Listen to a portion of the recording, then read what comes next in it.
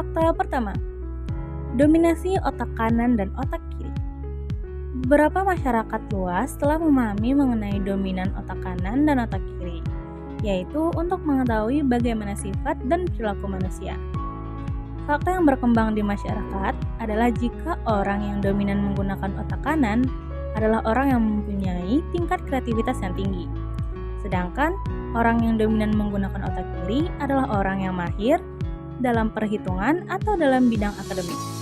Padahal, fakta yang sudah dipahami oleh sebagian masyarakat tersebut adalah hoax. Otak manusia terbagi menjadi dua hemisfer, otak kanan dan otak kiri. Otak kanan cenderung terkait dengan kreativitas, imajinasi, pengenalan pola, dan emosi. Di sisi lain, otak kiri lebih fokus pada analisis, logika, bahasa, dan pengolahan informasi verbal. Penting untuk diingat bahwa meskipun ada dominasi alami pada beberapa fungsi, keduanya selalu bekerja bersama-sama dan saling melengkapi.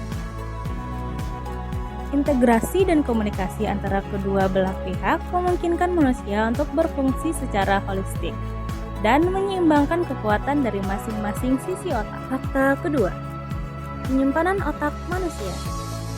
Menurut ilmuwan, otak manusia mempunyai kapasitas yang sangat besar, yaitu setara dengan 2,5 petabyte atau 2,5 juta gigabyte. Seperti yang dilansir dari Scientific American, otak manusia terdiri atas 1 miliar neuron. Setiap neuron akan diperkirakan membentuk sekitar 1000 koneksi ke neuron lainnya. Serta ada lebih dari 1 triliun koneksi di dalam otak kita. Di mana selama manusia hidup dan terus mencoba berpikir dan mengingat, otak akan terus bekerja untuk membentuk ingatan baru. Hal ini terus berlangsung, berulang dalam hidup manusia.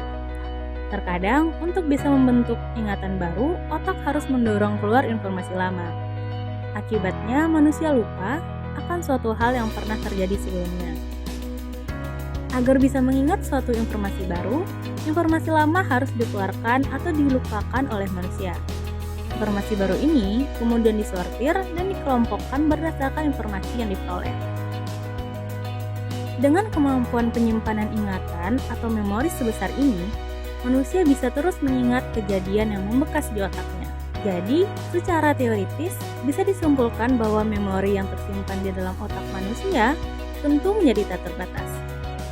Hingga waktu yang tidak dapat ditentukan, otak manusia tetap bisa menyimpan beragam memori dan tidak pernah penuh. Fakta ketiga, otak memiliki cermin. Otak juga merupakan cermin alami yang dimiliki manusia loh. Selain media penyimpanan, otak kita berfungsi untuk mengamati hingga meniru apa yang terjadi di lingkungan sekitar kita. Apa kamu pernah bertanya, maupun hanya sekedar heran, mengapa saat kita melihat orang lain menguap, maka kita akan ikut menguap?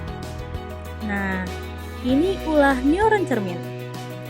Penelitian neurologi mengatakan sekitar 20% bagian spesifik sel-sel otak merupakan neuron cermin. Bagian ini terletak pada lobus frontal dari korteks cerebral yang memang bagian khusus dari neuron promotor yang berkaitan dengan fungsi penglihatan pada otak manusia. Bagian otak ini menjadi aktif ketika adanya interaksi sosial. Neuron ini berperan dalam ekspresi pemikiran dan perilaku manusia yang berada di sekitarnya.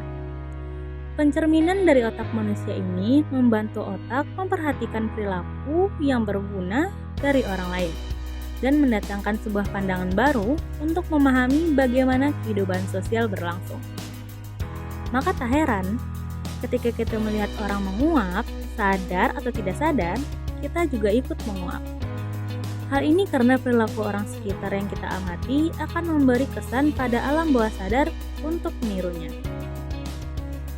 Cermin pada otak juga aktif saat kita menonton film.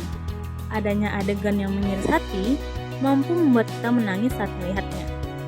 Neuron cermin mampu membuat kita merasakan apa yang dirasakan orang lain, atau hal yang sering disebut dengan empati. Nah, fakta ketiga dari otak ini memperlihatkan pentingnya lingkungan sosial yang baik dan juga sehat untuk dapat menciptakan perkembangan yang sehat bagi otak. Fakta keempat, otak manusia menghasilkan listrik. Kalian tahu tidak sih? Ternyata otak manusia bisa menghasilkan daya listrik loh. Pada dasarnya, tubuh kita menghasilkan aliran listrik yang berfungsi untuk mengendalikan dan mengoperasikan saraf, otot, dan berbagai organ lainnya. Di saat kita sedang menjalankan fungsi tubuh seperti berolahraga, berjalan santai, hingga belajar, tubuh kita akan menghasilkan banyak sinyal listrik. Penemuan terkait peran listrik terhadap kontraksi otot pada makhluk hidup pertama kali ditemukan oleh seorang ahli anatomi berkebangsaan Italia, Luigi Galvani, pada tahun 1786. Galvani melakukan percobaan terhadap dua potong logam yang dihubungkan dengan beberapa bagian otot kodok yang sudah mati. Di mana setelah melakukan percobaan tersebut, otot pada kodok tersebut terlihat berkontraksi. Awalnya Galvani mengira bahwa kodok yang sudah mati akan menghasilkan stimulus listrik. Pada kenyataannya, kontraksi otot pada kodok dihasilkan oleh rangsangan yang dipicu oleh dua logam yang berfungsi sebagai elektrod atau penghantar listrik, dan cairan dalam tubuh yang berfungsi sebagai elektrolit atau larutan yang berfungsi sebagai konduktor listrik. Alessandro Volta, seorang fisikawan berkebangsaan Italia, meneliti penemuan Galvani ini dan kemudian menemukan baterai, salah satu penemuan penting dalam sejarah fisika. Jaringan pada otak manusia mampu menghasilkan gelombang listrik yang kemudian dikenal juga dengan istilah brainwave atau gelombang otak. Gelombang pada otak manusia dapat diukur dengan menggunakan sebuah alat yang bernama encephalograph atau EEG yang ditemukan oleh seorang psikiater berkebangsaan Jerman yang bernama Hans Berger pada tahun 1929. Otak manusia diperkirakan dapat menghasilkan energi listrik sebesar 10 watt, di mana dengan ukuran tersebut, aliran listrik yang ada di otak kita mampu untuk menyalakan sebuah bohlam. Itulah yang menjadi alasan mengapa seringkali kita menemukan ilustrasi seorang yang baru saja mendapatkan ide cemerlang dengan gambaran bohlam yang menyala. Unik banget kan? Fakta kelima, otak dapat tetap muda walau usia bertambah. Pada masa tua, otak memang mengalami masa perpindahan fungsi. Otak rasional untuk berpikir dan memecahkan permasalahan lebih mendominasi pada masa muda. Sedangkan ketika masa tua, otak rasional mengalami kemerosotan fungsi, sehingga otak emosional dan spiritual yang lebih mendominasi. Namun, jika otak digunakan dengan baik, maka otak orang tua dapat dipoles lagi. Sinapsis dan sel darah akan membentuk neuron dan meningkatkan jumlah sinapsis. Inilah yang menandakan bahwa seseorang mendapatkan banyak stimulasi dan membuat kemampuan otak meningkat. Sebuah studi yang dilakukan oleh University of California, Riverside, membuktikan bahwa kemampuan kognitif lansia dapat meningkat setara mahasiswa dengan mempelajari hal yang baru secara rutin. Eits, jangan salah loh. Meskipun usia masih muda, otak juga dapat mengalami kemunduran jika tidak digunakan untuk belajar dan berlatih. Lantas, bagaimana menjaga otak agar tetap muda? Otak memerlukan pemicu untuk pengembangan kemampuannya. Pemicu ini bisa berasal dari latihan fisik dan juga mental.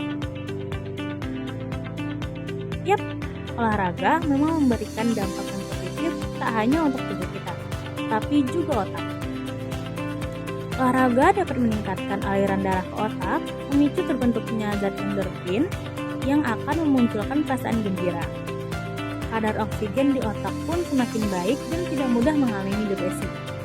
Selain itu, dengan latihan fisik dapat membantu sel otak menangkal racun, menurunkan resiko stroke pada area otak. Nah, sobat, itu dia 5 fakta menarik tentang otak manusia. Semoga ini dapat menambah ilmu pengetahuan ya. Sekian, kami pamit undur diri. Salam Spot Info.